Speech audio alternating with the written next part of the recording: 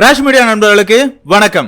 நம்மளோட big pass நிகழ்ச்சியோட இன்னைக்கான 4வது ப்ரோமோ ரிலீஸ் ஆயிருக்கு. இந்த 4வது ப்ரோமோ பார்க்கும்போது என்னடா உங்களை நீங்களே ரோஸ்ட் பண்ணிட்டு இருக்கீங்க அப்படிங்கிற மாதிரி தான் எனக்கு ஃபீல் ஆச்சு. அப்படி என்ன இருக்குது அப்படிங்கறத இந்த வீடியோல பார்க்க போறோம். வீடியோக்குள்ள போறதுக்கு முன்னாடி நம்ம சேனலுக்கு நீங்க புதுசா இருந்தீங்க அப்படின்னா மறக்காம சப்ஸ்கிரைப் பண்ணிருங்க. வாங்க வீடியோக்குள்ள போலாம். அதாவது இந்த இடத்துல பிக் பாஸ் என்ன சொல்றாரு அப்படின்னு பார்த்தோம்னா, பல போராட்டங்களை கடந்து 105வது நாள் 5 ஃபைனலிஸ்ட் அப்படிங்கிற மாதிரி சொல்றாரு. அதாவது வேற ஒண்ணும் இல்லங்க, கண்ணாடிய பார்த்து உங்களை நீங்களே பாராட்டிக்கங்க அப்படிங்கிற மாதிரி சொல்லிருப்பாரு போல. இதுல முதல்ல முத்துக்குமரனை காட்டுறாங்க. முத்துக்குமரன் என்ன சொல்றாரு அப்படின்னு பார்த்தோம்னா, உண்மையாவே நீ ஏதோ ஒண்ணு பண்ணிருக்கடா, வாழ்த்துக்கள் அப்படிங்கிற மாதிரி சொல்றாரு. ஆமா தானங்க, முத்துக்குமரன் ஏதோ ஒண்ணு பண்ணிருக்கான். அதுலயும் மிடில் கிளாஸ் இருக்கிற எல்லாருக்குமே ஒரு நம்பிக்கையை விதைச்சிருக்கான் அப்படின்னே சொல்லலாம். வேற ஒண்ணும் இல்லங்க, திறமையை வளர்த்துக்க, தொடர்ந்து முயற்சி பண்ணு, உழைச்சிக்கிட்டே இரு, வெற்றி கண்டிப்பா ஒரு நாள் உனக்கு கிடைக்கும் அப்படிங்கிறதுக்கு முத்துக்குமரனோட உழைப்பு ஒரு சிறந்த உதாரணமா இருக்குது.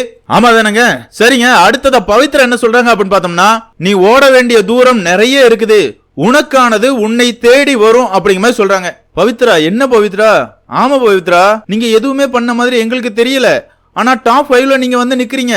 உங்களுக்கானது உங்களை தேடி வந்து சேரும் அப்படிங்கிறதுக்கு நீங்க ஒரு சிறந்த உதாரணம் அப்படியே சொல்லலாம். ஆமா தானங்க, சாப்பிட்ட சாப்பாடு செரிக்கிறதுக்காக யாரு கூடயாவது உட்கார்ந்து புரணி பேசுவாங்க. இப்படி ஊமையா இருந்த பவித்ரா டாப் 5க்கு வருவாங்க அப்படிங்கறத நான்லாம் நினைச்சு கூட பார்க்கல.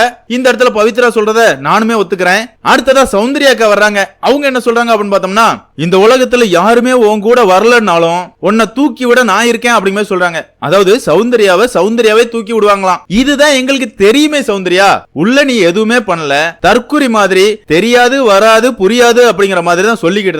மறுபடியும் எப்படிடா சௌந்தர்யா மாசு அப்படிங்கிற மாதிரி கூவுறானுங்க அப்படின்னு பார்க்கும்போதுதான் சௌந்தர்யா தன்னைத்தானே தூக்குறதுக்காக பிஆர்லாம் செட் பண்ணிட்டு வந்திருக்காங்க அப்படிங்கறதெல்லாம் நமக்கு தெரிஞ்சு. அந்த வகையில சௌந்தர்யாவும் இந்த இடத்துல உண்மையை போட்டு உடைக்கிறாங்க. அடுத்ததா ரயான் வராப்ல. ரயான் என்ன சொல்றாரு அப்படின்னு பார்த்தோம்னா, தன்னம்பிக்கையோட சேர்ந்து என்னோட விடாமுயற்சி எனக்கு கை கொடுத்துச்சு அப்படிங்கிற சொல்றாரு. ரயான் சொல்றது உண்மை. ரயானை பொறுத்தவரை கடைசி 4 வாரங்கள், அதாவது ஃப்ரீ டாஸ்க்கு அப்புறமா அவரோட கேம் பிளே வேற மாதிரி இருந்துச்சு. இதே கேம வந்த நாள்ல இருந்து ஆடி இருந்தார் அப்படின்னா ரன்னர் அப்பா கூட வந்திருப்பாரு. என்ன பண்ண?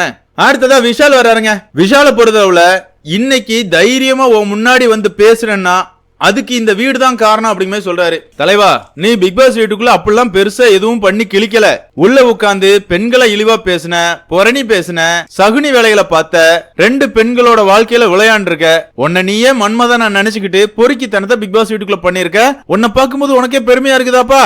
வெளியே வந்து பாரு, உன்னோட மன்மத லீலைகள் எல்லாமே ஊரே நாரி கிடக்குது.